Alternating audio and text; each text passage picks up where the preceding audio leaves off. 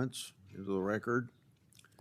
First one is the expanded scope of Arctic frost. The second document is a list of Republican groups and people that Arctic frost targeted, including Charlie Kirk's group, Turning Point USA. These documents show the political weaponization of the Biden administration against Republicans. Senator Hawley. Thank you very much, Mr. Chairman. Attorney General Bondi, good to see you. Welcome. I've been listening closely in this hearing, and I've heard over and over from my Democrat colleagues concerns about targeting political enemies, and they've accused you of all manner of things and the current president. I've also heard them said, and I just wrote it down because I wanted to be sure I heard it correctly. I've heard them say that Joe Biden never targeted his political enemies. Joe Biden never directed his attorney general to target his political opponents. That's interesting, because I could have sworn that yesterday we learned that the FBI tapped my phone. Let's look at it. We've got a list. Tapped my phone, tapped Lindsey Graham's phone, tapped Marsha Blackburn's phone, tapped 5 other phones of United States senators.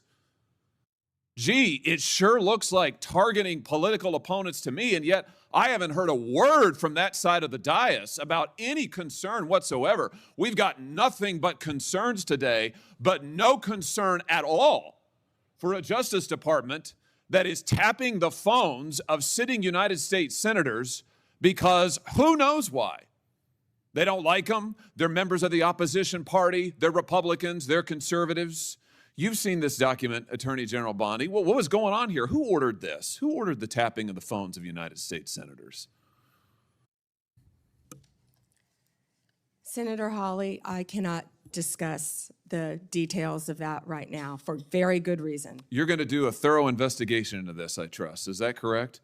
We will be looking at all aspects of this, and I have talked to Director Patel at length about this. And you're going to figure out who was involved in this, who signed off on it, who knew about it. You're going to get to the bottom of all of it. Is it correct? Yes, and I've spoken to Director Patel about it, and he is committed to doing this. Well, I can tell you, we already know many of the details. We already know that this was ordered by the Special Prosecutor Jack Smith, who reported directly to the Attorney General of the United States, Merrick Garland. And we know that Jack Smith was on his witch hunt because he was directed to do so by the President of the United States, Joe Biden. Let's just remember. Let's take a walk down memory lane. April 2nd, 2022, the New York Times. Garland faces growing pressure. The Times says as recently as late last year, that would have been 2021, Mr. Biden confided to his inner circle he believed former President Trump was a threat to democracy and should be prosecuted.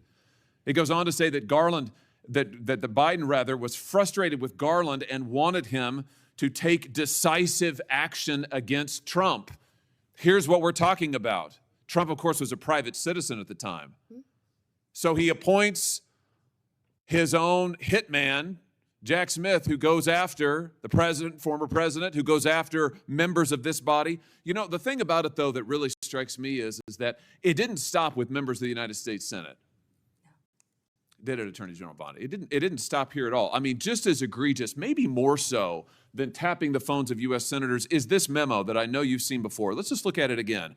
This is an FBI memo from the same time period, I might add, from the same time period, in which the Federal Bureau of Investigation attempts to recruit informants into Catholic parishes in this country. So here you have an administration that is activating the FBI against its political opponents and tapping the phones of United States senators. Can I just say that again for my colleagues, for the benefit of my colleagues on the other side of the dais? Tapping the phones of United States senators. This isn't hypothetical. This isn't maybe what will you do in the future. This isn't, oh, gee, can you imagine a situation? This happened. This happened. And this happened, the targeting of Catholics in this country because Joe Biden and his FBI didn't like Catholics who went to a certain kind of mass. I mean, good God in heaven, what is happening to this country? What happened under Joe Biden? Or then how about this, the infamous school board memo, where Merrick Garland, at the direction of the White House, issued a memo activating the FBI's counterterrorism division against parents who attended school board meetings and had the temerity to ask what their kids were being taught. And some of those parents were treated like this. Let's just remember. Let's remember how parents were treated.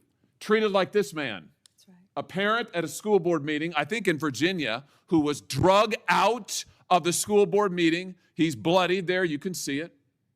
And what was the response of Joe Biden's DOJ and FBI? It was to issue a memorandum saying that people like this ought to be investigated by the counterterrorism unit.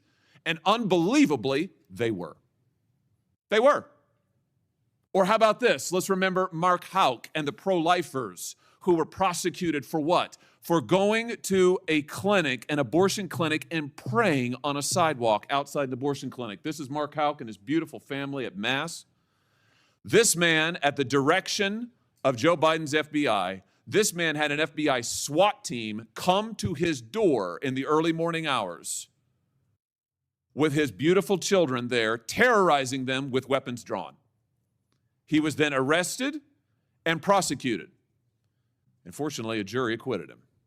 This is what was happening under Joe Biden.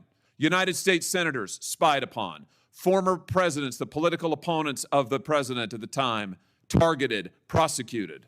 Pro-lifers, targeted, prosecuted. Catholics, targeted, prosecuted. 92 conservative organizations put under surveillance, targeted for potential prosecution. Gee, I don't know. Would you call that an example of weaponization, Attorney General Bondi? Do you think that's a fair characterization? Senator Hawley, that is the ultimate weaponization. And weaponization under Donald Trump has ended. It has ended. Harmeet Dillon is running our civil rights unit, and she is doing an incredible job. No longer will parents be targeted.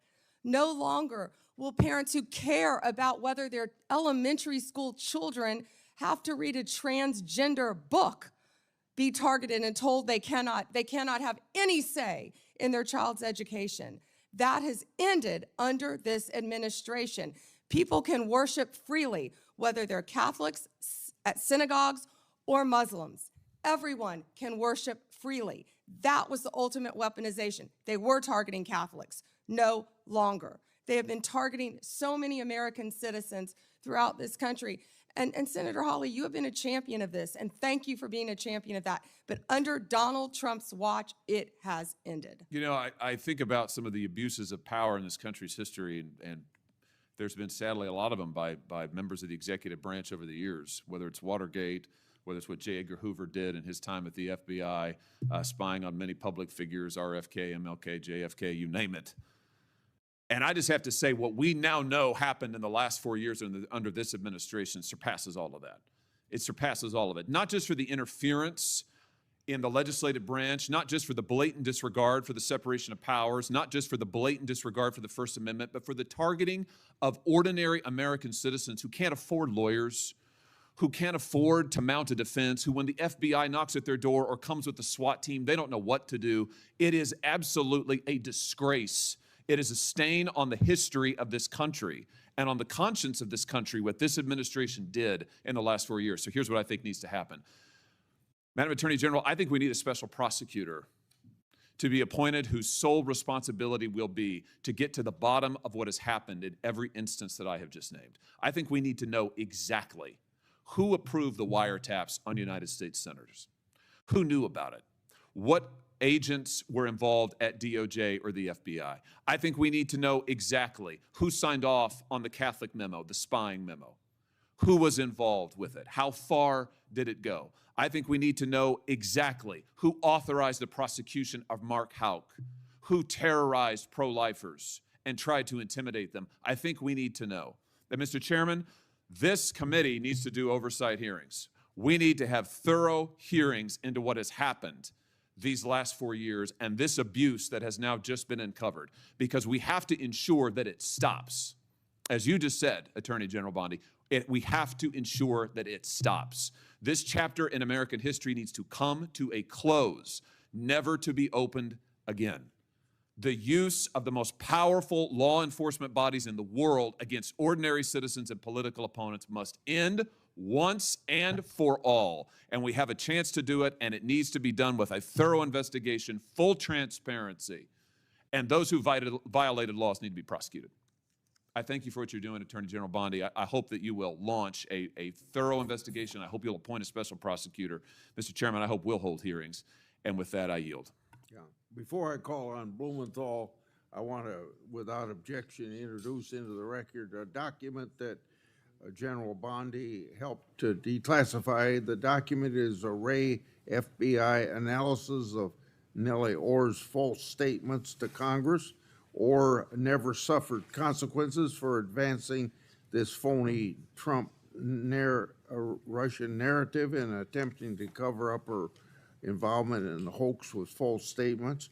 Yet time and again, the American justice system has been weaponized against President Trump and his associates, and I've already talked about Peter Navarro in regard to that. The DOJ's inaction on Nellie Orr's criminal referral, despite the obvious incriminating evidence provided in the FBI's own analysis, undermines public trust in the rule of law thanks to Director Ray's utter failure. Senator Blumenthal.